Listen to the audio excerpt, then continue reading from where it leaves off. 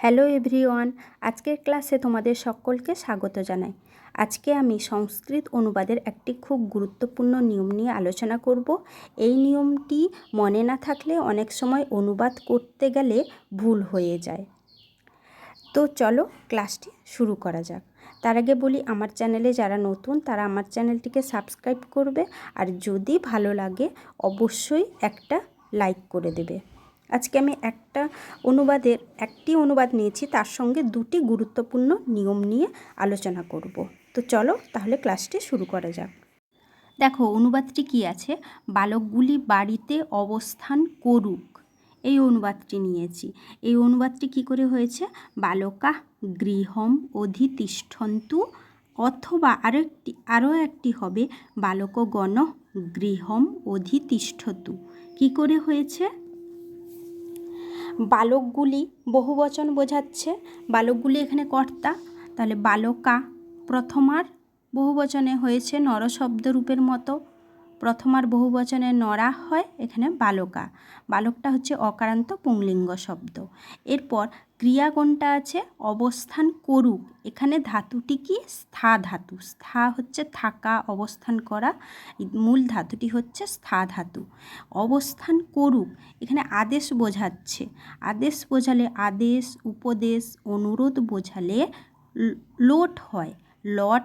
লট locker কখন হয়, বর্তমান কাল বোঝালে, আর লোট লকার হয় এই আদেশ, উপদেশ, অনুরোধ বোঝালে। এরপর দেখো বাড়িতে স্থান বোঝালে, সময় বোঝালে আমরা অধিকরণ কারকে সপ্তমী বিভক্তি দেই, কিন্তু এখানে যেহেতু অবস্থান অধিতিষ্ঠন্তু, একটা কর্মকারকের দ্বিতীয় বিভক্তির সূত্র কি আছে, অধিসিং স্থা কর্ম। এই সূত্রটির অর্থ কি, অধিপূর্বক সি স্থা ও আস ধাতুর আধার বলতে অধিকরণ, সেটা কি হয়ে যায়, আধারটা কি হয়ে যায়, কর্মসংজ্ঞা হয়ে যায়, কর্মসংজ্ঞা প্রাপ্ত হয়, তখন তাতে ওই আধারটাতে দ্বিতীয় বিভক্তি দিতে হয়। আবার বলি, অধিপূর্বক সি স্থা ও আস ধাতুর আধার কর্মসংজ্ঞা প্রাপ্ত হয়, তাই এখানে অধিকরণ না হয়ে এখানে কি হয়েছে, সপ্তমী না হয়ে দ্বিতীয়া হয়েছে, গৃহম, বালকা গৃহম অধিতিষ্ঠন্তু। যেহেতু বহুবচন আছে, প্রথম পুরুষ বহুবচন, তাই এখানে বহুবচনের ক্রিয়াটি নিতে হয়েছে।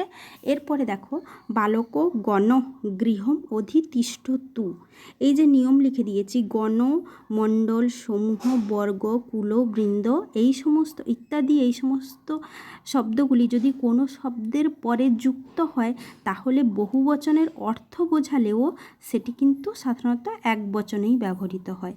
তাই কর্তাটা যখন এক বচনের হবে তার ক্রিয়াপদটিও এক বচনের হবে, তাই এখানে ক্রিয়াপদটি এক বচনের হয়েছে, বালকগণ গৃহম অধিতিষ্ঠতু।